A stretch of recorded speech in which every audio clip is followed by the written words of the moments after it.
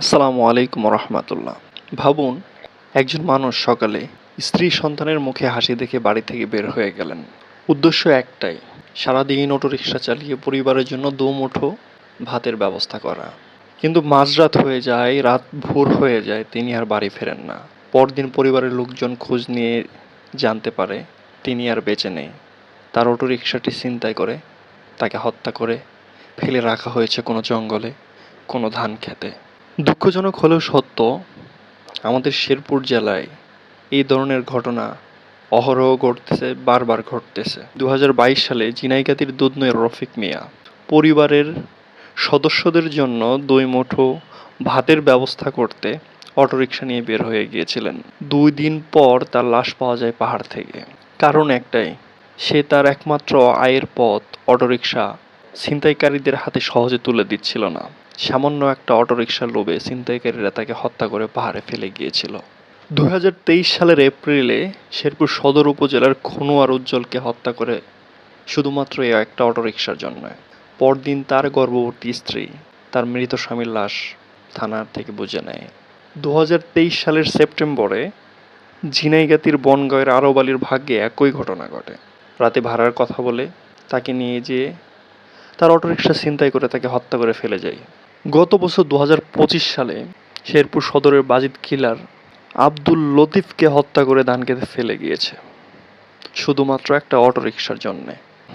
গত 2 দিন আগে 3রা জুলাই চর শেরপুরের কাজলের লাশ পাওয়া গেছে ভাতশালার এক ধান ক্ষেত থেকে। তিনিও অটোরিকশা চালক, তার অটোরিকশা ছিনতাই করতেই তাকে হত্যা করা হয়। এখন প্রশ্ন হলো, অটোরিকশা ছিনতাই করে চালককে হত্যা করা, এই ঘটনাগুলো কি আলাদা আলাদা ঘটনা, নাকি কোনো সংঘবদ্ধ চক্র এর পিছনে কাজ করছে?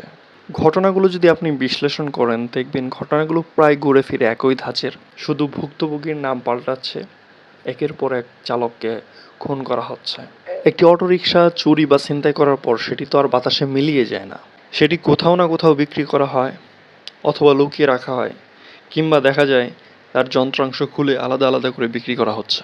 আমি বলতে চাচ্ছি, যেখানে এইসব খুচরা পার্টস বিক্রি করা হয়, অর্থাৎ চোরা অটোরিকশার বাজার আছে, সেখানে এইসব হত্যাকাণ্ডের মূল শিকড় খুঁজলে পাওয়া যেতে পারে। খুঁজে বের করতে হবে কারা এইসব যন্ত্রাংশ কিনছে, কারা খুলে বিক্রি করতেছে এবং কোথায় বিক্রি করতেছে, কারা কম দামে এইসব গাড়ি কিনতেছে, এবং কোন দোকানে গেলে সবচেয়ে কম দামে ব্যাটারি বা অন্যান্য অটোর পার্টস সহজে কিনতে পারা যাচ্ছে। কারণ যদি এইসবের বাজার না থাকতো, তাহলে চোরা কারবারিরা যারা চালককে হত্যা করে এইসব অটো ছিনতাই করছে, তারা কোনোভাবে এইসব কাজে হাত দিত না। এইসব ঘটনার তদন্তে অনেক সময় দেখা যায় কিছু কিছু ঘটনার সাথে মাদকসেবীদের যোগসূত্র আছে, কিন্তু সব অপরাধী কিন্তু মাদকসেবী না। শেরপুরে একের পর এক সিরিয়াল কিলিংয়ের মতো এই অটোরিকশা চালককে হত্যার যে ঘটনা, এইসব ঘটনায় অবশ্যই গোয়েন্দা তৎপরতা বাড়ানো জরুরি। সেই সাথে জেলা প্রশাসক, স্থানীয় জনপ্রতিনিধি এবং পুলিশ প্রশাসনের উদ্যোগে রাতে যৌথ টহল অভিযান অত্যন্ত জরুরি। অটোরিকশা চালকদের ক্ষেত্রেও বিশেষ সতর্কতা অবলম্বন করা উচিত। বিশেষ করে রাত্রিবেলা মেইন সড়ক থেকে চিপায় কোনো রাস্তায় যাত্রী নিয়ে না যাওয়া, এবং অতিরিক্ত টাকার লোভ কেউ যদি দেখায় যাত্রী সেজে এসে, সেই লোভের ফাঁদেও পা না দেয়া।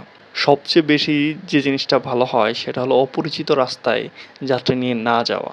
যদিও এটা বলতে বেশ লজ্জাস্কর ব্যাপার, তবুও না বলে পারতেছি না। অনেক মানুষ আছে প্রয়োজনের খাতিরেই মাঝরাতে চলাফেরা করতে বাধ্য হয়।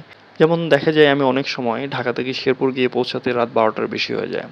তো তখন আমি যখন চেষ্টা করি যে শেরপুর পৌরসভা হতে কুসুমাটি, মন্দিরবাজার থেকে আমার গন্তব্যস্থল শিমুলতলি যাইতে, আমার অভিজ্ঞতায় বলে প্রায় 20 বা তারও অধিক অটোরিকশা চালককে আমি বলতে শুনেছি যে ভাই, চরপক্ষীমারি যাওয়া যাবে না, ওইখানে অটো ছিনতাই হয়।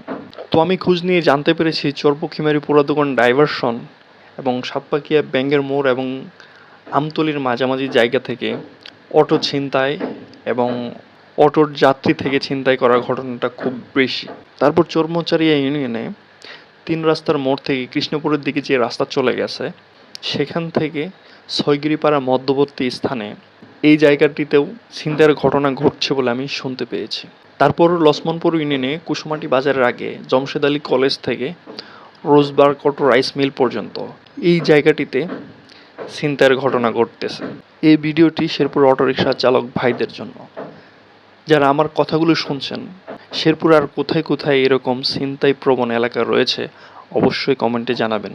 না, আর আমার একটা প্রশ্ন হলো সবার কাছে, শেরপুরে আর কতজন অটোরিকশা চালকের এরকম নির্মম মৃত্যু হলে আমাদের এই অস্বাভাবিক হত্যাকাণ্ডের ঘটনা থেকে আমাদের